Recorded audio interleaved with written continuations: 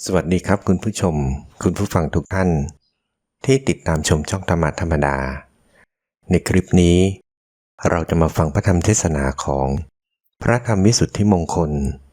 หรือหลวงตามหาบัวยานสัมปันโนแห่งวัดป่าบ้านตาดจังหวัดอุดรธานีด้วยกันครับโดยจะเสนอพระธรรมเทศนาเรื่อง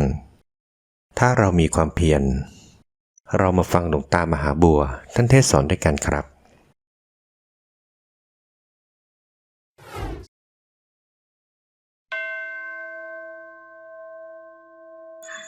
ที่หมักหมมอยู่ด้วยกิเลสอาสวะคือสิ่งสกปรกของจิต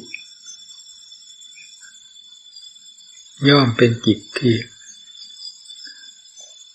มัวหมองตลอดถึงมืดดำรู้ก็รู้หยุดสักแต่ว่ารู้ไปตามวิสัยของความมัวหมองของความมืดดำเท่านั้นไม่มีอะไรแปลกต่างยิ่งกว่านั้นไปไม่ว่าจะเป็นจิตของดวงใดของผู้ใดชื่อว่ากิเลสยังครอบหัวใจอยู่แล้วความหนาบางต่างกันก็ความครอบของกิเลสก็มีความหนาบางต่างกันแต่ยังไงก็ต้องทำให้มัวให้หมองให้มองไม่เห็นชัดเจนแจ่มแจ้งตามความจริงทั้งหลายและมืดตื้อไม่ยอมฟังเหตุฟังผลใดๆทั้งสิ้นจนถึงกับว่าไม่เชื่อบาปบุญคุณโทษนรกสวรรค์ใดๆทั้งหมดนี่เรียกว่ามืดตื้อจิตที่มีความเชื่อต่อเหตุต่อผลต่ออัตต่อธรรมต่อบุญต่อบาปเป็นจิตที่พร้อมที่จะรับเหตุรับผลรับอัดรับทำได้แม้จะมัวหมองมองไม่ชัดเจนเต็มความรู้ที่ควรจะมองได้ชัดเจนก็ตามแต่ยังมีหวังที่จะแจ่มแจ้งชัดเจนหรือสว่างมากขึ้นกว่านั้นโดยลำดับเมื่อได้รับการอบรมศึกษาอยู่เสมอนี่หมายถึงจิตที่มีกิเลสสมมุติเข้าเคลือบแฝงหรือหุ้มห่อเป็นเช่นนี้ทุกๆดวงผิดกันกับจิตที่บริสุทธิ์หลุดพ้นจะเทียบว่าคนละโลกก็รู้สึกว่ายังใกล้อยู่เทียบอะไรก็เทียบไม่ถูกเพราะไม่ใช่อันเดียวกันเลยต่างกันอย่างพูดไม่ถูกแม้จะรู้อยู่เต็มหัวใจก็แยกออกมาพูดไม่ถูกตามความจริงนั้นเรียกว่าต่างกันมากหรือหากพอจะเทียบกันได้ก็เป็นคนละโลกจับถูไถกันเข้ามาใส่กันเท่านั้นเขาไม่มีอะไรจะยกมาเปรียบเทียบยกเอาเพียงว่าสองโลกเสียอยู่คนละโลกเป็นคนละโลกนั่นแหละความรู้ของความรู้ที่บริสุทธิ์เป็นเช่นนั้นคือไม่มีอะไรเข้าไปเคลือบแฝงเลยสิ่งที่เคยมีก็คือสมมุติกิเลสก็เป็นสมมุติละเอียดลงไปขนาดไหนก็ยังเป็นสมมุติยังเป็นสิ่งเคลือบแฝงไม่ใช่ของจริงไม่ใช่ธรรมชาติของจิตแท้เป็นสิ่งที่เคลือบที่แฝงจิตโดยดียังเรียกว่าสมมุตินี่จิตอันนี้แหละที่พระพุทธเจ้าทั้งหลายไม่ว่าแต่พระพุทธเจ้าของเราตามหลักธรรมท่านกล่าวไว้อย่างนั้นว่าจะตามดูจิตดวงนี้น่ะว่าเคยเกิดเคยมีมาตั้งแต่เมื่อไหร่นั้นท่านบอกเป็นอจินไตยอย่าไปคำนึงคิดถึงมันเลยถึงจะรู้ขนาดไหนก็จะนำมาพูดให้เหมาะให้ถูกต้องกับความจริงนั้นแก่โลกจะไม่เข้าใจไม่มีทางเข้าใจเลยแล้วไม่เกิดผลเกิดประโยชน์อันใดเลยจึงเรียกว่าเป็นอจินไตยไม่ควรคิดเสียดีกว่าท ท่านเทียบเหมือนกับหนามยอกเท้าเราให้รีบบ่งออกเสียนั่นว่าอย่าไปถามหาสกุลหนามนี่ว่ามาจากไหนจากไหน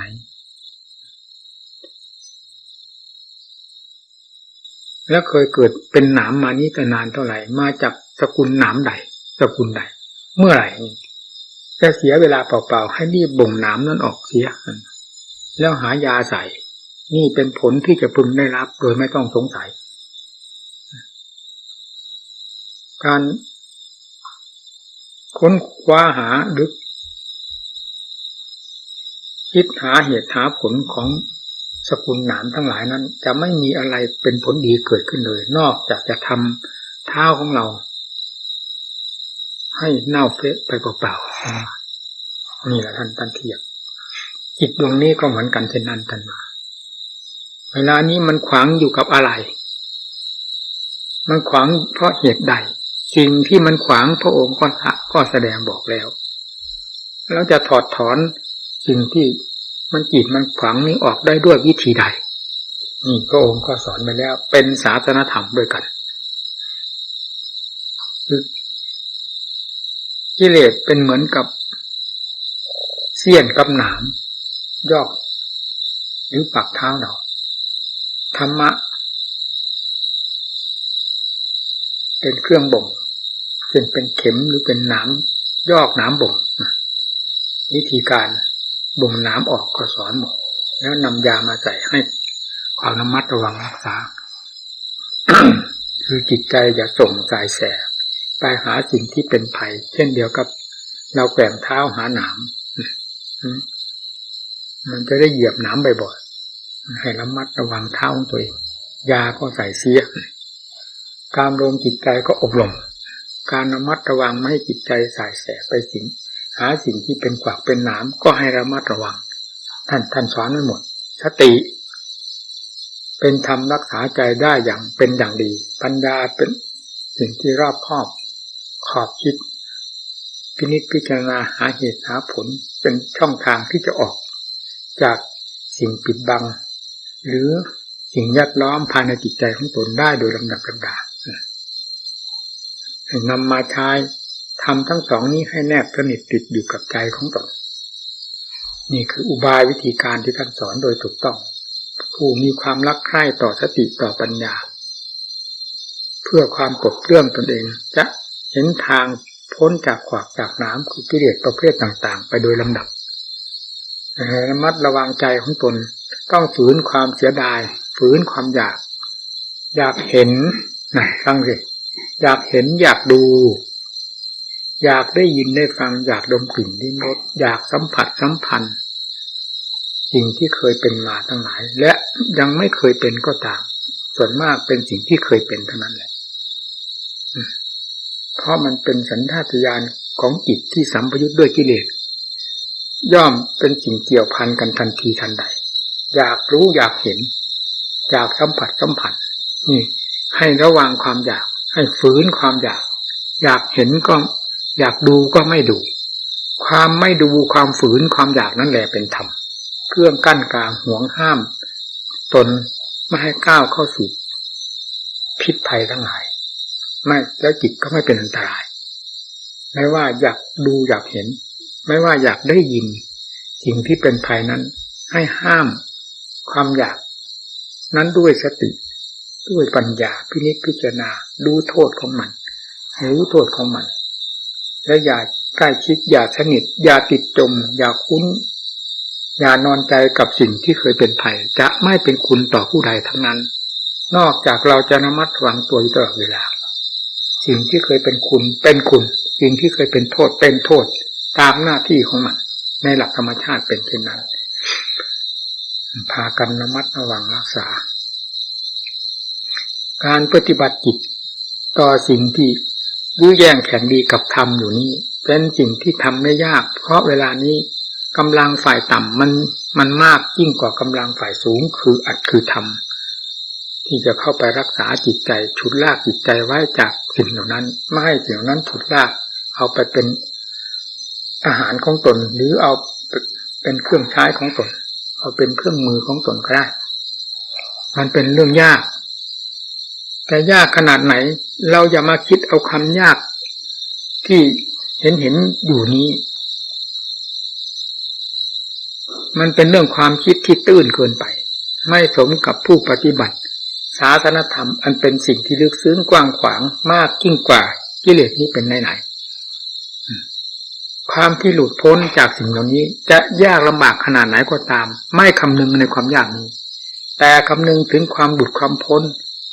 จากสิ่งเหล่านี้ไปโดยลำดับลำดาเท่านั้นเป็นจุดมุ่งหมายของผู้ดำเนินนี่แหละเชื่อเป็นจุดมุ่งหมายของผู้มีธรรมคือสติธรรมปัญญาธรรมเป็นสำคัญปัญญานี่สอดส่องมองทะลุไปไหนแล้วจะเพิ่มความมีแก่ใจเพิ่มความภาคความเพียรให้มีกำลังมากขึ้นความอุตสาห์พยายามทุกด้านทุกทางความอดความทนจะเพิ่มขึ้นเพราะอำนาจของปัญญาเป็นเครื่องไตร่ตรองเห็นเหตุเห็นผลแล้วจะคืบคลานไปได้โดยไม่ต้องสงสัยในการปฏิบัติสำหรับนักบวชเราโดยแท้ยิ่งเป็นสิ่งที่ควรอย่างยิ่งที่จะประพฤติปฏิบัติตนอย่างนั้น ให้เราทราบไว้เสมอว่าฝ่ายต่ำซึ่งมันครอบอยู่ในหัวใจนั้นไม่เคยขยายตัวออกห่างจิตใจเลยเพราะเป็นสิ่งที่มันรักมากที่สุดและธรรมชาตินั้นก็ไม่เคยอยู่กับอะไรไม่เคยสนิทติดใจอะไรยิ่งกว่าสนิทติดใจกับจิตและถือจิตเป็นเครื่องใช้ที่อยู่อาศัยของตน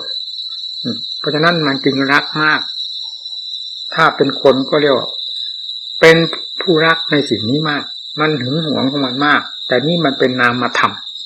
เป็นธรรมชาติอันหนึ่งที่แทรกอยู่ในจิตนั้น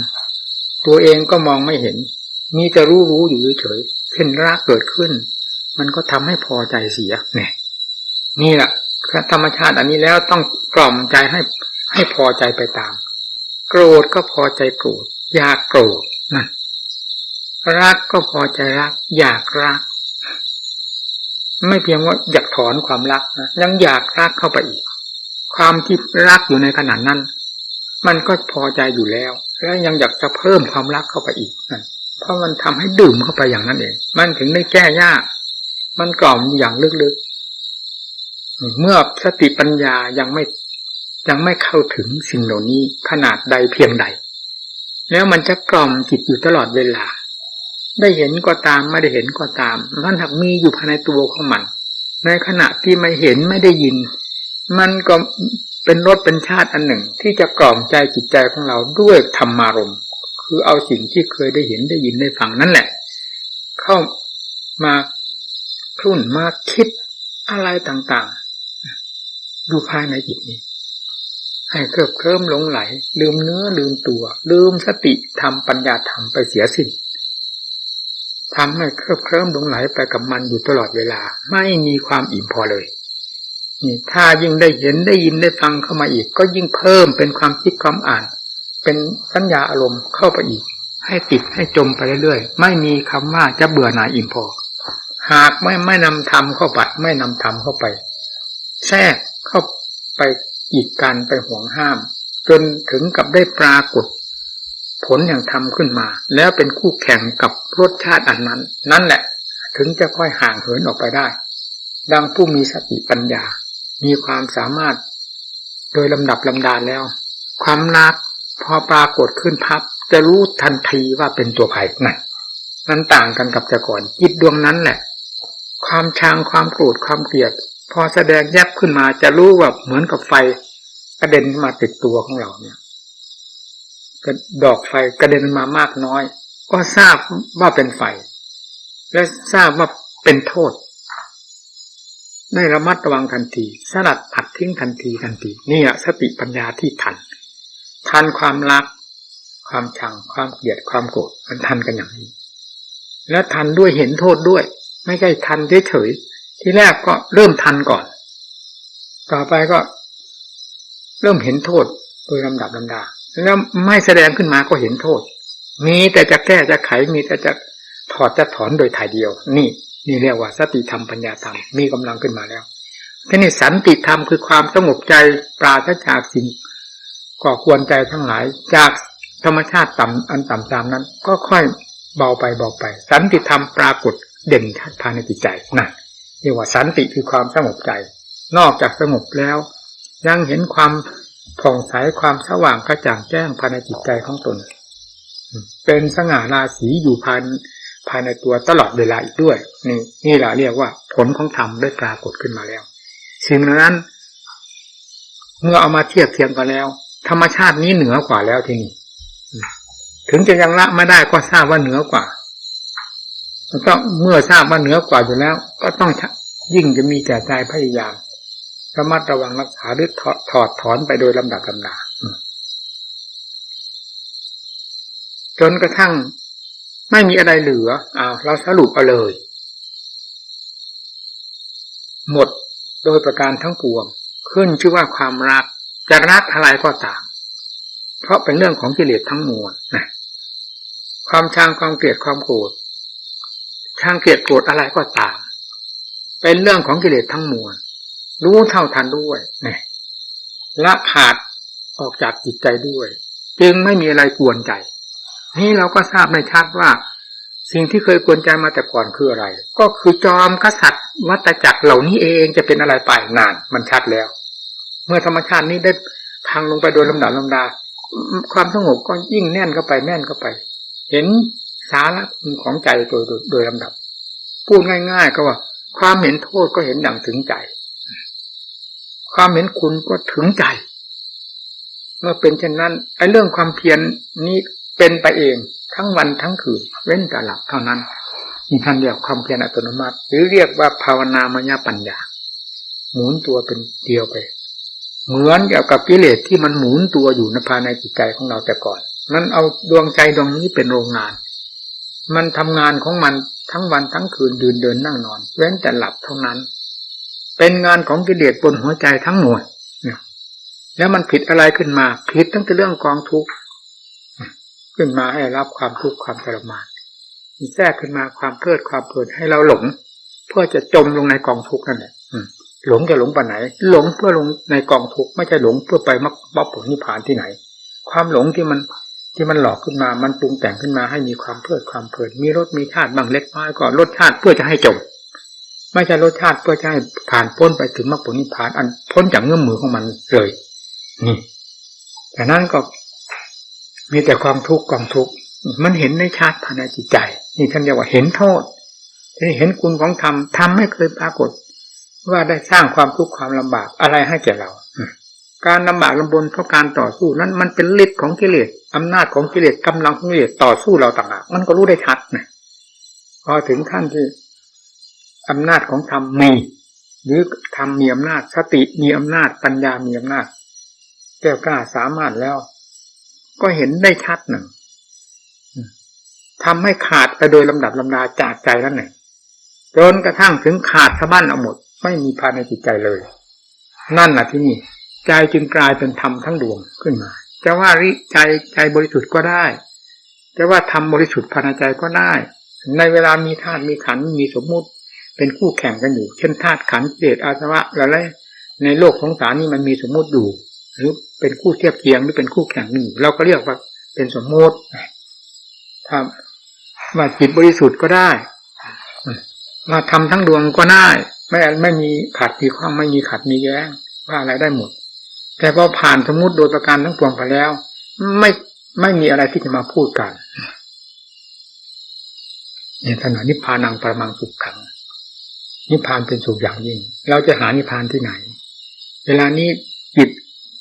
ถูกอะไรย่ำยีกิเลสย่ำยีวุ่นเพราะอะไรวุ่นเพราะกิเลสเราก็รู้ว่าวุ่นเราก็รู้ว่าทุกข์มากน้อยก็รู้ผู้รู้อยู่นี่แหละมันอยู่ใต้อำนาจของกิเลสพอพ้นจากอำนาจของมันที่หมดแล้วไม่มีอะไรควรแล้วก็บรมสุขนิพพานังปรมังสุขขังท่านว่าสุขอย่างยิ่ง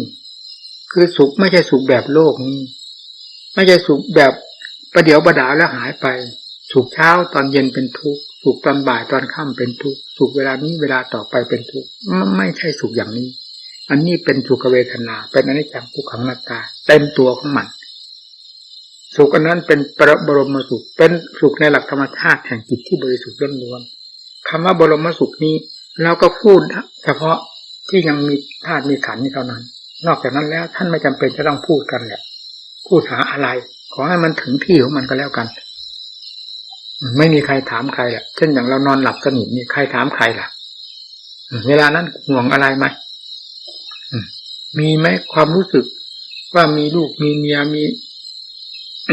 หลานมีเหลนมีสมบัติพัฒฐานมีความรู้ความฉลาดความโง่เขลาเบาปัญญามีอำนาจวาสนามากน้อยมันมีความรู้สึกไงแม้สุดในสกุลกายของเราก็ยังไม่เห็นสำคัญกันเลยแล้วสงสัยไหมขณะที่หลับนั้นเป็นยังไง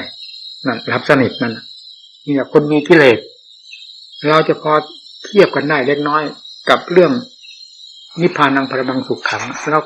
เอายกเอานี้ไปเทียบเท่านั้นของคนมีกิเลสก็พอทราบกันได้ด้วยกันทุกคนเพราะเคยหลับสนิทมาด้วยกันคำหลับสิ่งคำว่าหลับนี้เป็นของคู่ควรกันกับธาตุขันธ์นี้ในบุคคลแต่ละคนมีอะไรในระยะนั้นถึงจะหลับเป็นไปตั้งกับตั้งกันก็ไม่มีอะไรเข้ามาเกี่ยวข้องเลยนะอย่าว่าเราหลับจากนี้ไปถึงพรุ่งนี้เช้าถึงเวลาตื่นนั้นเลยนะหลับไปตั้งกับตั้งกันก็เป็นเช่นนั้นถ้าลงว่าหลับสนิทแล้วตั้งกับตั้งกันมีอะไรเข้ามาแย่งมาขัดมาแย่งไหมไม่มีนี่เราเทียบนิพพานเที่ยงหมายถึงอะไรนี่เราเทียบได้แค่นี้นะเอาเพียงเอาหลักเท่านี้ไปเทียบเราก็พอที่จะมองเห็นเงื่อนเห็นคราวบ้างเล็กๆน้อยๆอันนี้เราพูดเป็นข้อเทียบเทียงการปฏิบัติเรานี่เพื่อความจริง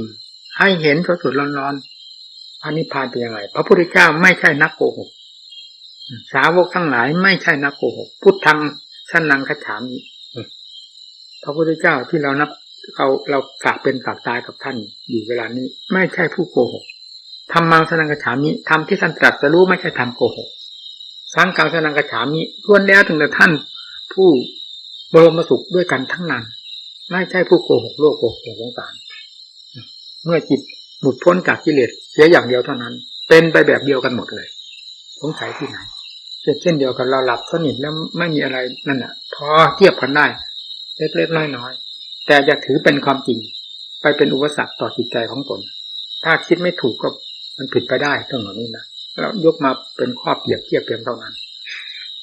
ในหนังสือยังเขียนไว้ว่าปุถุชนเราเสวยนิพพานได้เวลาหลับสนิทนั่นพอเทียบกันได้เราก็พูดอย่างนั้นเหมือนกันครับอะไรที่จะพาเราให้ถึงนั่นมีอะไรทีนี้เราย้อนหาสิอะไรเป็นเครื่องที่จะนำเราให้ถึงพระนิพพานได้ให้ถึงความบริสุทธิ์ได้เราหามาสิในโลกอันนี้มีอะไรทั้งตาก็เห็นอยู่เต็มตานี่แหละหูได้ยินเต็มหูเนี่ยสิ่งแวดล้อมเต็มทุกด้านทุกทางมีไม่บกพร่องมีตลอดเวลาและมีสิ่งใดที่จะเป็นเครื่องพยุงเราจิตใจของเราให้ถึงซึ่งมรรคผลนิพพานให้หลุดพ้นได้ไม่มีเลยนั่นบอกว่าไม่มีเลยนอกจากธรรมเท่านั้นธรรมใครสอนไว้ถึงจะถูกต้องแม่นยำพุทธะเท่านั้นพระพุทธเจ้าเท่านั้นที่จะสอนทำให้ถูกต้องแม่นยำถึงจุดหมายปลายทางแต่ผู้ปฏิบัติตามจุดหมายปลายทางก็มีนิพพานเป็นหลักสำคัญนี่พระองค์รู้แล้วนี่พระองค์ได้ทรงละแล้วด้วยปฏิบัติของพระองค์ทรงรู้ทรงเห็นแล้วจึงนำความรู้ความเห็นนั้นมาสอนพวกเราจึงไม่ผิดถูกต้องแม่นยำทุกแง่ทุกมุมนี่แหละธรรมที่จะนำเราให้หลุดพ้นจากทุกข์มีในสวดคาถธรรมนี้เท่านั้นไม่มีในที่อื่นแล้วสวดคาถธรรมนี้เราก็เคยได้อ่านได้ยินได้ฟังดูทุกเวลาให้พากันเจริญให้มากทำให้มากจากขี้เกียจขี้คร้านอ่อนแอเรื่องเหล่านี้เป็นเรื่องของกิเลสมันคว่ำกินหงายกินเราไม่รู้อยู่ในวงความเพียรของเรานั่นแหละกิเลสมันคว่ำกินหงายกินอยู่นั้นเราไม่เห็นเราไม่รู้นั่งสมาธิภาวนามันก็คว่ำกินหงายกินอยู่ในขณะที่นั่งเดินจงกรมมันก็คว่ำกินหงายกินอยู่แต่เราไม่รู้เพราะสติไม่ทันปัญญาไม่มีเพียงพอที่จะรู้มันพอรู้พับมันอิ่มแล้วมันปล่อยแล้วถึงรู้เนี่ยพอเผลอมันเอาอีกถ้าว่ามันอิ่มมันก็เราเผลอเมื่อไหร่มันเอาอีกเนี่ย มันจึงไม่พอกิเลสมันพอเมื่อไหร่เผลอก็ไม่เคยพอมันกินอยู่ตลอดเวลาเอาสร้างสติปัญญาขึ้นให้ดีขึ้นให้มากถ้าอยากจะทราบว่าคำนี้เป็นความจริงหรือไม่พอถึงขั้นมันแล้วมันไม่มีคำว่าเผลอเมื่อถึงขั้นแล้วไม่เผลอไม่มีคำว่าเผลอถึงจะยังสู้ไม่ได้ก็ไม่มีคำว่าเผลอนั่นเอาจนได้เอาจนแหลกนี่เราจะทราบอ๋อสติปัญญาทันเป็นอย่างนี้แต่ก่อนสติปัญญาไม่ทันมันความจริงหงายจริงกินตลอดเวลาไม่ว่ายืนไม่ว่าเดินไม่ว่านั่งว่านอนเพราะเราเผลอได้ตลอดอิริยาบถนี่ไม่ว่าจะยืนจะเดินจะนั่งจะนอนมันเผลอได้ทั้งนั้นแล้วกิเลสมันล่วงเข้าไปกินได้ทั้งนั้นแหละเครื่องในของเราไม่มีอะไรเหลือพอสติปัญญาทันเข้าไปแล้วความภาคเพียรมันหนุนกันไปเองน่ะเพราะเหมือนกับเชือกที่ฟันเป็นเกลียวเดียวกันน่ะมันมาจากอะไรก็ฟันเป็นเกลียวเดียวกันแล้วหมุนตัวเข้าไปเป็นกำลังอันเดียวกันหมดสติก็ดีปัญญาก็ดีความภาคเพียรก็ดีความอดความทนก็เหนียวแน่นแก่นนักรบไม่มีถอยพอถึงขนาดนั้นแล้วเป็นสายยาวเหยียดอันเดียวกันเลยเป็นปัจจุบันธรรมเป็นปัจจุบันจิตอยู่ตลอดเวลาไม่ได้คิดย้อนหน้าย้อนหลังว่าเราเผลอตอนไหนไม่เผลอตอนไหนแล้วต่อไปนี้เราจะเผลอหรือจะไม่เผลอเราจะต้องระมัดระวังตัวเราไม่มีคำว่าระวังกลัวมันจะเผลอนั่นทั้งเดียวสติปัญญาอัตโนมัติเป็นอย่างนั้นแหละเมื่อถึงขั้นเป็นแล้วเป็นได้ด้วยกันจิตทุกดวงนี้เป็นได้ทั้งนั้นไม่มีคำว่าล้าสมัยขอให้ดำเนินตามหลักธรรมที่พระพุทธเจ้าทรงสอนไว้นี้เถิดจะเป็นไปอย่างนี้เวลามันล้มดูค่ะมันล้มได้ด้วยกันทุกคนนั่นแหละเวลามันความกินงายกินในกิเลสมันความกินได้งายกินได้ด้วยกันถึงเวลาที่มันจะความกินงายกินไม่ได้และถึงเวลามันจะพังจากหัวใจมันก็มีอีกเหมือนกันถ้าเรามีความเปลี่ยนสำคัญที่ความเปลี่ยนอยู่ภายในนี้ใจของเรานี้อย่าไปคิดว่าเท่าว่าแก่ว่าค่ำค่าฉลาดเป็นเรื่องอุบายของกิเลสมันหลอกให้ห่างเหินจากความเปลี่ยนให้น้อยอกน้อยใจบ้างเดี๋ยวให้ขี้เกียจขี้ค้าน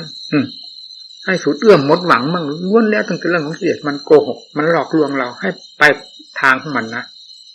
เอาจริงๆมันเร็วขนาดนั้นแหละไม่ทันจึงเรียกว่ามันความกินหงายกินเมื่อถึงขั้นมันความไม่ได้หงายไม่ได้แล้วมันจะรู้เองในทุกคนนั่นแหละผู้ปฏิบัตินี่แหละไม่ใช่ผู้ใดนะผู้ปฏิบัติมันจะตายกี่กับกี่กันมันก็คนเก่านั่นแหละตายเกิดตายเกิดตายนั้นไม่มีคำว่าล้าสมัยว่าตายไปแล้วนั่งหนามันล้าสมัยแล้วหยุดจะมั่งจี้นี่ไม่มีกิเลสไม่เคยมีล้าสมัยมีแต่เรื่องพาสัตว์ให้เกิดตายตลอดไปถ้าทำไม่ฉุดไม่ลากเอาไว้แล้วจะเป็นอย่างนี้ตลอดไปเลยทีเดียวนี่ก็เป็นอจินไตยจิตแต่ละดวงวิญญาณแต่ละดวงนี่ไม่มีคำว่าเบื้องต้นเบื้องปลายถ้าไม่มีธรรมเข้าไปตัดสินให้เข้าไปแก้แล้วเบื้องต้นจะไม่มีเบื้องปลายจะไม่มีพอทำเข้าไปตัดสินในตอนนั้นแหละขาดสะบั้นไปหมดเอาละที่นี่น่าเห็นไหมในธรรมจักรกับปวัตตนสูตรท่านแสดงไว้แสดงว่ายังไงวุสิตังพรหมจริยังนั่นแล้วเสร็จแล้วกิจในการฆ่ากิเลสทั้งหลายนี่ได้สิ้นเสร็จลงไปเรียบร้อยแล้วนี่อันว่าวุสิตังพรหมจริยังกตังกรณียังกิจที่ควรจะทำคือกิจการฆ่ากิเลสนี้เราได้ทำเสร็จเรียบร้อยแล้วถ้าพลังอินทรียติปัจฉานาติที่จิตอื่นที่จะทำให้ยิ่งกว่านี้อีกไม่มีเขาได้รู้แจ้งเห็นจริงหมดทุกสิ่งทุกอย่างแล้วนั่นนี่แหละท่านมาตัดสินกับกิเลสตัดสินกับวัฏจักรวัฏจิตกลายเป็นนิวัฏจิตขึ้นมาพระธิดานิปุณณภโวตั้งแต่บัดนี้ต่อไปความเกิดอีกของเราไม่มีแล้วในจิตตรงนี้นั่นแต่ก่อนพระพุทธเจ้าท่านเคยเปล่งพระอุทานยังไงเมื่อไหร่สักทีไม่เคยเปล่งนี่แหละสันทิฏฐิโกเมื่อแสดงเต็มที่แล้วไม่เคยเปล่งก็ได้เปล่งเพราะมันรู้อย่างนั้นเห็นอย่างนั้นเป็นอย่างนั้นจริงๆจิตนี่เวลามันขาดจริงๆจิตดวงนี้แหละพอขาดสะบั้นไปแล้วก็มีธรรมชาติที่บริสุทธิ์เท่านั้นบริสุทธิ์นี้หายไปไหนทีนี้สูญไปไหนมีแต่กิเลสแล้วมันสูญไปหมดจากดวงใจหัวใจเป็นจิตที่บริสุทธิ์ล้วนๆเมื่อได้บริสุทธิ์ล้วนๆแล้วเราไปวุ่นหาเรื่องเงาของกิเลสมันให้เสียเวลาไปทำไมว่าสูญหรือไม่สูญไปยังไงไปเกิดที่ไหนหรือไม่เกิดที่ไหนถามมามันไปทำไมก็เรื่องเกิดได้เราสงสัยอะไรมันเกิดได้มากี่กับกี่กันมาแล้วสูญไม่สูญเราก็เป็นบ้ามากี่กับกี่กันแล้วกับเรื่องสูญไม่สูญนี่เมื่อถึงขั้นบริสุทธิ์แล้วเราเป็นบ้าไปนะอีกขั้นบริสุทธิ์ไม่ใช่ขั้นพาคนเป็นบ้าเลยนะขั้นพาคนเต็มยศของคนเต็มยศของจิตเต็มยศของธรรมวิเศษที่สุดก็คือจิตที่บริสุทธิ์นี้เท่านั้นเอาให้มันถึงคิดถึงสิ่งถึงเหตุถึงผลเลยอย่ามาอยู่เด่นๆด้านๆนั้นอย่ามาให้หนักใจนะผมสอนหมู่สอนเพื่อนสอนเต็มอกเต็มใจสอนด้วย ทิ่มลงมาหมดไม่มีอะไรเหลือเลยถ้าเทหมดให้หมดไม่มีเหลือแม้แต่ลำบากลำบนอยู่ในวันหนึ่งวันหนึ่งนี่ความคิดห่วงใยถึงหมู่เพื่อนผมไม่เคยละเนี่ยนอกจากมันมาไม่ได้มันอบรมไม่ได้ก็ทนไปอย่างนั้นด้วยความจำเป็นความเป็นอารมณ์กับหมู่เพื่อนมันเป็นอยู่ตลอดเวลาจะทำไงก็หมู่เพื่อนมุ่งมาหานี่เพื่อการอบรมสั่งสอนจะให้ทำยังไงไม่อบรมสั่งสอนพระก็รับมากขึ้นโดยลำดับลำดาก็พอเห็นเหตุนี้เองอ่ะไม่ใช่อะไรครูบาอาจารย์ทั้งหลายที่เป็นที่แน่นอนเป็นที่ตายใจเป็นที่อบอุ่นในการอบรมสั่งสอนให้ลูกศิษย์ลูกหาได้พึ่งร่มเงาของท่านก็ล่วงไปอย่างที่เราเห็นอันนี้จะว่าไงแล้วต่อไปก็จะไม่มีมันก็เลยแย้มประตูเปิดรับบ้างเล็กๆน้อยๆแล้วก็เลยกลายเป็นพังประตูเข้ามาตั้ง40 กว่าปีนี้ผมก็ยังทนอยู่ยังไงตั้งใจปฏิบัติอย่ามากีดมาขวางหมู่เพื่อนอยู่นะเรากีดขวางตัวเองแล้วยังมาแล้วยังจะกีดขวางหมู่เพื่อนอีกเหล่านี้มีอยู่มากนะให้ระวังมาปฏิบัติธรรมต้องปฏิบัติตัวเองต้องระวังตัวเองอย่าเห็นว่าผู้ใดผู้อื่นผู้ใดเป็นภัยยิ่งกว่าตัวเองเป็นภัยต่อตัวเองและเป็นภัยต่อผู้อื่นด้วยถ้าต่างคนต่างเห็นอย่างนี้แล้วก็ชื่อว่าเป็นผู้มองดูจุดที่มันจะเกิดเรื่องคือหัวใจ สติไม่มีแล้วมันแสดงได้มันแข็งฤทธิ์ได้หรอที่เรียนนี่มันไม่ไว้หน้าใครทั้งนั้นมันแข็งฤทธิ์ได้ถ้ามีธรรมเข้าไปจะกำจัดมันก็ยอมถ้ามีธรรมแล้วมันเอาคุณได้ทันทีแล้วมันเติบโตเร็วที่สุดด้วยธรรมชาติที่นี่เรียกว่าอุปปาติกะมันผุดขึ้นมาเต็มยศของมันมีกำลังเต็มยศเลยมันไม่ต้องมาหล่อเลี้ยงมันบำรุงรักษาให้มันเจริญเติบโตเท่านั้นวันเท่านี้วันมันถึงจะเติบโตเจริญขึ้นมามากๆได้มันเกิดขึ้นมาในขณะไหนก็เป็นอุปปาติกะนั่นแหละมันผุดขึ้นมาเต็มยศกำลังเต็มตัวเลยฟัดเราแหลกไปเช่นเดียวกันหมดนั่นถ้าไม่ระวังให้ดีไม่เหมือนสติปัญญาสติปัญญานี่อบรมแทบล้มแทบตายนะอันนี้ไม่ได้อบรมเพราะอะไรเพราะมันเกรียงไกรของมันมาอยู่ในหัวใจของเรานี่กี่ภพกี่ชาติกี่กับกี่กันแล้วมันจะไม่เกรียงไกรยังไงมันจะไม่คล่องตัวยังไงมันอยู่ในหัวใจของเรามานานทำนี่ไม่ได้มากเลยนะมีเรื่องมีแต่ไม่มากเท่ามันจนกระทั่งเราได้อบรมเป็นสติกำลังความสามารถของเรามันถึงมีเกียรติกล้าขึ้นมามากขึ้นมาได้มากขึ้นมาแล้วฟาดมันลงได้นี่นะมันเห็นอย่างนั้นสินักปฏิบัติสติเป็นสำคัญนี่พูดอะไรก็ตามถ้าไม่ได้พูดสติมันเหมือนกับไม่ได้เทศนะเคยเห็นมาอย่างนั้นแล้วเคยเป็นมาอย่างนั้นแล้วเห็นเป็นความจำเป็นจริงๆเพราะฉะนั้นก็สติปัญญาเมื่อถึงขั้นมันแล้วสติปัญญาเป็นอันเดียวกันเป็นธรรมคู่พลังเท่ากันพุ่งจนกระทั่งเหตุปัจจัยมันหมดขึ้นเมื่อไหร่มันถึงจะหยุดสติปัญญาสองธรรมชาติสองธรรมชาตินี้กลมกลืนเป็นอันเดียวกันนี่แหละมีอยู่ที่ตรงไหนข้าศึกมีตรงไหนมันจะเสาะจะขุดจะค้นอยู่ตลอดนั่นแหละท่านเรียกว่างานของจิตสติปัญญาทำงานผู้เกี่ยวขุดค้นพอเจอก็ได้งานอีกประเภทหนึ่งเวลาไม่เจอก็ค้นหาก็เป็นงานประเภทหนึ่งจนกระทั่งหมดไม่มีอะไรเหลืออยู่ภายในใจแน่ใจไม่ต้องทูลถามพระพุทธเจ้าถึงพระพุทธเจ้าจะประทับอยู่ต่อหน้าก็ตามแต่เมื่อถึงขั้นสันติโก 100% เต็มตัวแล้วจะถามท่านทำไมนั่นธรรมะสันติโกท่านประกาศไว้แล้วความจริงมีอย่างนี้พระพุทธเจ้าก็ไม่ทรงถามผู้ใดเวลาท่านตรัสรู้อันนี้ประธานพระโอวาทไว้เรียบร้อยแล้วเมื่อดำเนินไปถึงขั้นที่ควรจะรู้ขั้นไหนหากทราบเข้าไปโดยลำดับสันติโกจะบอกไปโดยลำดับธรรมดาแน่จริงจนกระทั่งถึงขั้นวิมุตติหลุดพ้นก็ประกาศกังวานขึ้นภายในหัวใจนี่ฟ้าถล่มดินถล่มที่เด็ดวัฏจักรหลุดลอยลงจากหัวใจจะเป็นเหมือนฟ้าดินถล่มได้ยังไงตั้งแต่บัดนั้นต่อไปที่นี่ไม่มีละคำว่าจะเที่ยวเกิดที่นั่นเกิดที่นี่ตายที่นั่นที่นี่การสถานที่อะไรไม่มีหมดปัญหาเลยเพราะเหล่านี้เป็นสมมุติทั้งมวลมีแต่กิเลสมันผลิตขึ้นมาพอธรรมชาตินี่ได้พังลงไปแล้วไม่มีอะไรมาเป็นข้าศึกมาเป็นอุปสรรคต่อหัวใจแต่ยังอยู่ก็ยังจะตายไปก็ตายก็มีเรื่องธาตุเรื่องขันธ์ยังอยู่ก็คือธาตุคือขันธ์ตายก็คือธาตุคือขันธ์ธรรมชาติที่บริสุทธิ์นั้นไม่ได้เกี่ยวข้องกับมันนี่เลยมีอะไรรักษากันเพื่ออะไรถ้ารักษาอยู่มันก็ไม่แน่ใจที่ต้องรักษาถ้าบริสุทธิ์หลุดพ้นจริงๆแล้วเอาอะไรมารักษากันอันนี้ว่าวิมุตติหลุดพ้นกุปะธรรมกุปะธรรมหมายถึงอะไรมันถึงนั่นสิมันรู้สินั่นแหละท่านว่าได้ลืมหูลืมตาเต็ม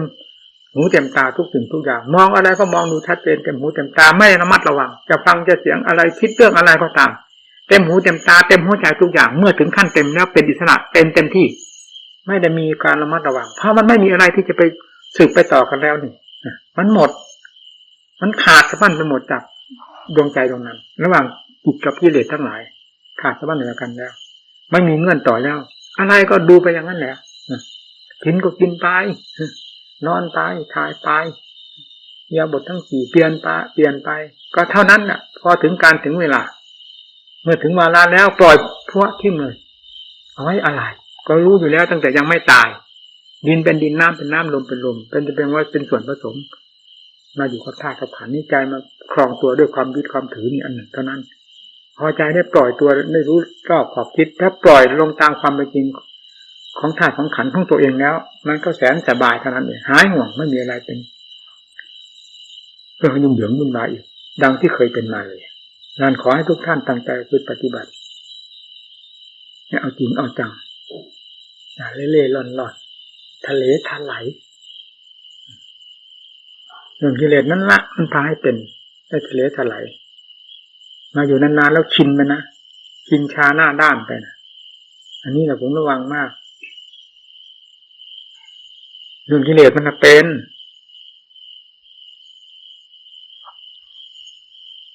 การพูดก็เอาแค่นี้พอสมควรวันนี้ขันยายมันค่อยพอถูกว่าไทยไปหน่อยนะแล้วพูดก็ไม่ค่อยเข้มข้นอะไรนะค่อยเป็นน้ำมันเองจะทำไงเราก็ไม่ได้บังคับเวลาเทศมันจะช้าหรือเร็วนี่ไปบังคับอะไรนะต้องปล่อยเป็นธรรมชาติไปบังคับนี่เหมือนถูกอะไรหนึ่งมันไม่สะดวกจิตมันยับไปตามธรรมชาติขึ้นหมายฉบับ 4-5 หน้าใครก็อ่านดูสินั่นแหละผมสลดสังเวชนะพออ่านแล้วจิตใจคนใจพระเลยอยากสานถึงขนาดนั้นน่าสลดสังเวชมากเดียว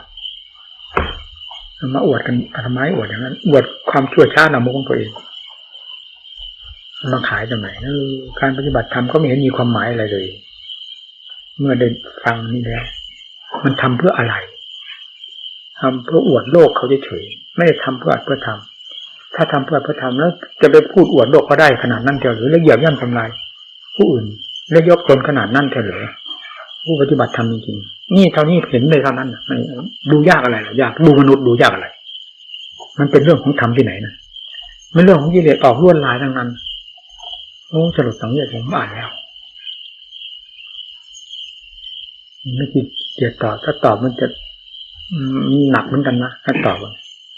กระเทือนหมดเหมือนกันนะถ้าลงได้ตอบลงในหนังสือนะออกเป็นหนังสือเล่มแล้วกระเทือนหมดเหมือนกันเพราะมันมีเงื่อนที่จะตอบเยอะไม่ทำไม่ตอบไม่เกิดประโยชน์เลยคือถ้าเป็นพวกบ้าตีกันนะเปล่าในวงพุทธศาสนาด้วยกันมันก็มีคนชั่วคนดีอยู่อย่างนี้จะว่าไงตั้งแต่ไหนแต่ไรมาอันนั้นที่จะมันกระทบกระเทือนก็ไม่ควรนั่นเสียเพราะนี่ยังไงเมื่อออกไปตอบกันไปแล้วต้องกระทบกระเทือนไม่พ้นเพราะเรื่องราวมันบอกมาแล้วความที่จะให้กระเทือนมันบอกมาแล้วตั้งแต่ตัวปัญหามาแล้วการตอบปัญหาจะไม่ตอบจุดไปตามจุดจะตอบปัญหานั่นแหละความกระทบกระเทือนจะเกิดขึ้นตรงนั้นแล้วมีจำนวนก็ไม่ตอบแบบกิเลสตัณหาแบบสู้กันก็เหมือนหมากัดกันทำแบบไม่แบบไม่ใช่แบบสู้ก็ต้องเอาทำก็ไปว่าพิจารณาเหตุผลหนักเบามากน้อยเป็นยังไงควรไม่ควรตอบหรือไม่ควรตอบพิจารณาคนที่ไม่เลวก็ยังมีอยู่หรือว่าอ่านนั้นก็ไปกำลังใจก็จะหดหู่ลงหมดผู้ที่มีใจเป็นธรรมจะเป็นอย่างนั้นแต่ผู้ที่มีแบบเดียวกันนั้นก็จะเป็นอีกแบบหนึ่งมันก็ไม่มีอะไรผลเป็นผลดีขึ้นมาเลยมีแต่ผลเสียนั้นคือถึงมันเป็นต้นตอท่านก็ดีท่านทำของท่านบรรลุท่านมาได้อย่างนั้นท่านไม่เคยกระทบกระเทือนผู้ใดที่มาเดินตามรอยกันเอาแต่สัญญาลมมาพูดมาทำกันเลยเอาลมเอาแรงมาอวดกันเอาน้ำลายมาอวดกันโอ้โหมัน ที่มันสลดสังเวียนมากยกตนข่มท่านมันไม่ใช่ของดีการยกตนข่มท่านคือการอวดกิเลสดีๆเอาความชั่วความละโมบของตนมาขายดีๆนั่นเองเป็นบิณฑบาตเคยพูดแล้วเสียงบุ้งเบ้งบุ้งเบ้งมันมื้อเช้าวานนี้ครับผมได้ยินเสียงผมเลยมองขึ้นไปถามมันใครเก่งๆนั่นน่ะมันบ้าน้ำลายตัวไหนน่ะมันทำไมมันถึงมีขึ้นมาได้มันสนใจอะไรกับน้ำลายนะบอกให้สนใจกับธรรมต่างหากบิณฑบาตหน้าที่ของตัวเองของแต่ละคนละคนดูที่นักโทษเจ้าของคุมมันไปสิมันอยู่ในหัวใจน่ะนักโทษคุมนักโทษนั่นไปเพิดเพลินลื่นเริงอะไรกันเรื่องภายนอกนั่นนั่งที่เป็นนักโทษอยู่ภายในหัวใจไม่ควบคุมกันบ้างเลยเคยพูดมาแล้วนี่มีราคามากมันเป็นอย่างนี้นะนี่จะได้พิจารณาต่อไปนี่มันไม่เป็นท่าแล้วก็ต้องตัดลงตัดออกไม่เกินท่าไม่เป็นประโยชน์แล้วก็จะเสริมมันไปอะไรอีกนั่งนานก็ให้มันเป็นบทเรียนไปเอาเหตุเอาผลมาเหล่านี้มาเป็นบทเรียนไปทุกอย่างผลได้ผลเสียเป็นยังไงข้างพุทธการท่านเขียนไว้ถึงเรื่องพระเขาไปนิมนต์พระแล้วเขาก็บอกว่าจะกับภาษาของเราก็คือว่าต้องขอประทานโทษถ้าให้หมามานั่นเขาก็จะแสดงลวดลายของหมาเขานั่นแหละจะให้หมารับนิมนต์พูดง่ายๆมารับไปถึงมาแล้วก็หมาก็ไปแล้วพอถึงเวลาแล้วหมาถึงเวลาแล้วหมาก็ไปหาพระนิมนต์พระท่านก็ทดลองบางทีท่านไปถึงแล้วเป็นทางแยกนี้ท่านไปยืนเก้ออยู่นั่งเขาก็คอยอยู่ข้างหน้าบางทีท่านก็ไปทางแยกทางนี้เขาก็วิ่งมาฆ่าจีวรดึงท่านก็กลับมาไปตามเขาพอมาเขาก็ปล่อยเขาก็พาไปแล้วถ้าพระไปยืนเก้อตรงไหนเขาจะตั้งรอดูเพราะท่านทดลองท่านทดลองหมาจนกระทั่งถึงบ้านมานี่คือเขียนไว้ในตำราสัตว์ที่ได้ไปสวรรค์เพราะเสียงอัดเสียงธรรมมีอยู่มากเลยในตำรามีมากแต่ผมมาพูดเฉพาะนี่มีอยู่หลายแขนงหลายเรื่องหลายราวเนี่ยที่ใจมันเป็นอยู่ในหัวใจเองใจมีปริสัยอะไรก่อนท่านถึงไม่ประมาทกัน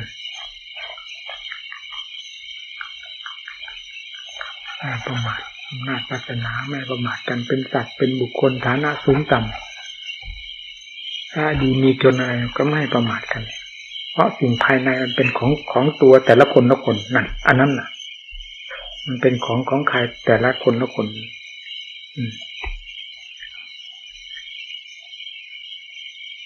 อันนั้นเป็นตัวของตัวแม้จะเป็นสัตว์ก็ตามจะมาเป็นสัตว์ตามวาระของกรรมที่ให้ผลเท่านั้นพอพ้นอยู่ภาพดีขึ้นอีกสูงกว่าเราอีกเนี่ยก็ได้อย่างนี้ท่านถึงไม่ประมาทยิ่งจิตดวงจิตมีอุปนิสัยอยู่ด้วยแล้วนั่นแหละนี่สำคัญมากยังเป็นสัตว์อยู่ก็ยังมีอุปนิสัยอยู่นั่นจะเป็นไปตามวาระซะก่อนไม่มีศาสนาใดที่จะแจ้งเรื่องจิตเรื่องเกิดแก่เจ็บตายเรื่องกิเลสตัณหาอาสวะได้ละเอียดละออยิ่งกว่าพุทธศาสนานี่เลยนะนี่แจ้งได้อย่างละเอียดเต็มภูมิเลยครับเต็มภูมิก็คือจนกระทั่งถึงความสิ้นปัญหาหมดโดยประการทั้งปวงที่จิตถึงขั้นบริสุทธิ์เลยธรรมดาทั่วไปมันก็รู้อยู่หมดในร่างกายของเรานี่มันรู้อยู่หมดเราจะเอาตัวจริงที่ตรงไหนมันไม่ได้นี่นะอะไรมาสัมพันธ์ก็รู้อยู่หมดเพราะทางออกของมันมีอยู่รอบตัวนี่ ทางออกเพื่อรับรู้ของจิตมันมีอยู่รอบตัวแล้วเราก็เลยไม่ทราบว่าจิตคืออะไรสุดท้ายก็เลยเหมาหมดทั้งกายทั้งร่างนี้ว่าเป็นจิต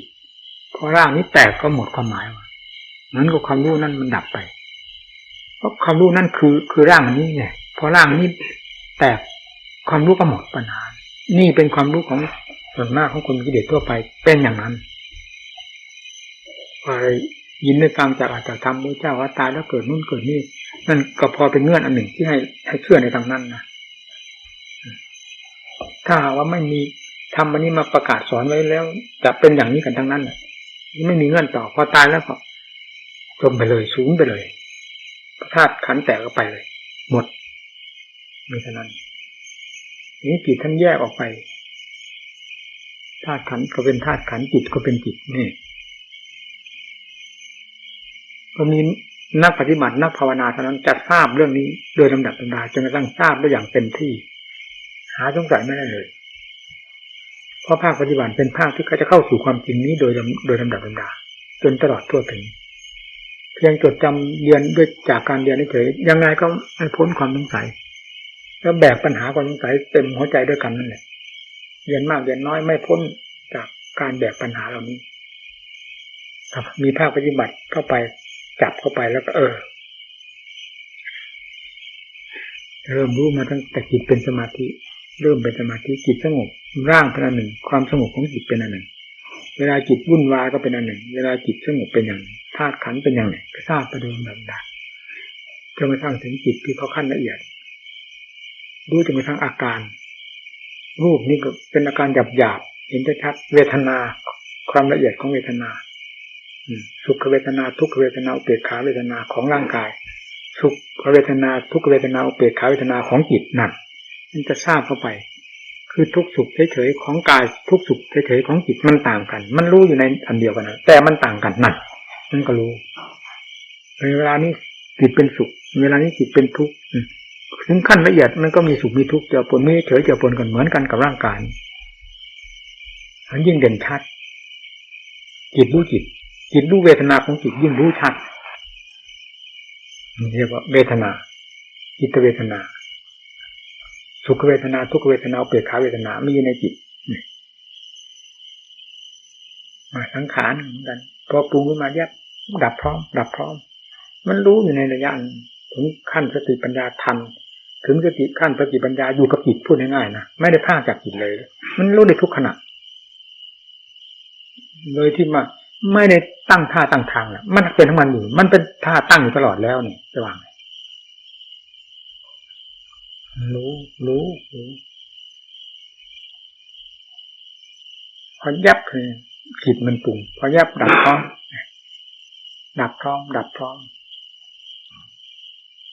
มันก็มีแต่เกิดกับดับเท่านี้นี่ท่านเรียกว่าสังขารเนี่ยมันก็รู้นี่เกิดมีดับเท่านี้มันก็ไม่มีความหมายอะไรในตัวของมันถ้าเราไม่ให้ความหมายผู้หลงไม่ให้ความหมายมันก็ไม่เห็นมีอะไรผู้รู้ให้ความหมายมันไม่ติดผู้หลงให้ความหมายมันติดเนี่ยติดในความหมายของตัวเองอะไรละเอียดมันซึ้งสัญญานี่ยิ่งซึ้งเหมือนกระดาษซึมกันนะสังขารมันยังแยบสัญญานี่มันซ่านออกไปให้จนกระทั่งเป็นภาพเป็นเรื่องขึ้นมาอันนี้มันก็ทันนั่นจะว่าไงนี่เรียกว่าสติปัญญามันขนาดนั้นแก่กล้ามันทันมันหมายยังไงสัญญาหมายยังไงมันค่อยเป็นของมันก็ทราบตามเรื่องความมันเป็นของมันเรานี่ก็ไม่ใช่จิตอีกทั้งนั้นแน่มันก็รู้จิตก็คืออะไรไม่รู้ฮะการใดแสดงรู้แล้วเกิดมาแล้วดับไปปรากฏแล้วดับไปนับแล้วก็ไปหาความรู้นั่นแหละไปอยู่นั่นแยกขึ้นมาจากนั้นดับลงไปอย่างนั้นหายไม่มีเงื่อนต่อกันเป็นอะไรต่อไปอีกเพราะมันทันกันมันไม่เกิดเรื่องนี่ถึงทันกันมันก็ตามเข้าไปอีกนะอยู่นั่นหลังไม่ถอยจนกระทั่งมันหมดเรื่องของมันไปอยู่ในร่างอวิชชามันเกิดขึ้นจากนั้นอวิชชาหนุนให้ปรุงให้แต่งหมุนให้เกิดสังขารให้เกิดสัญญาให้รับทราบอะไรสัมผัสสัมพันธ์ก็อวิชชาหมุนให้พาให้คิดให้อ่านให้คิดให้จองไปตาม เรื่องของวิชาทั้งหมดมันไม่เป็นเรื่องของธรรม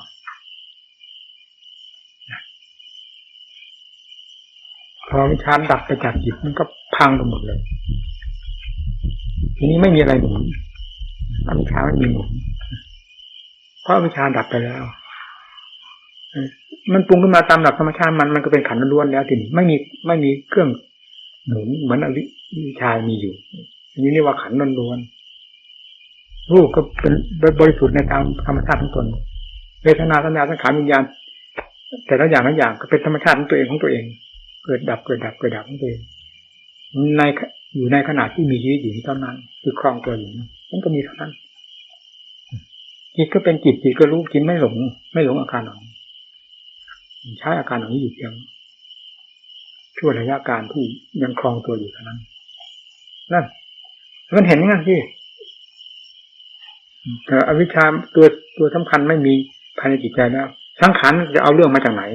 เพียงคิดปรุงเกิดดับเท่านั้นมีเท่านั้นมันไม่มีอะไรจะต่อสาวยาวยืดให้เป็นเรื่องอวิชชาไปเพราะอวิชชาไม่มีอะไรต่อทำไม่ต่อทำเป็นวิสุทธิธรรมแล้วนี่วิสุทธิจิตแล้วเนี่ยเอาอะไรไปต่อมันเห็นไม่ทันจิตถ้ามันลงถึงจิตแล้วรู้อย่างนั้นไม่รู้อย่างอื่นจำให้ดีนะไม่มีคำอย่างอื่นที่จะรู้ให้มาสงสัยกันพอเจอนี่พักนั้นกระเทือนในหมดบรรดาวิชาและสาวทั้งหลายไม่สงสัยเลยความจริงอย่างเดียวกันนี่แน่นี่เอาแค่นี้แหละนะเลิกกัน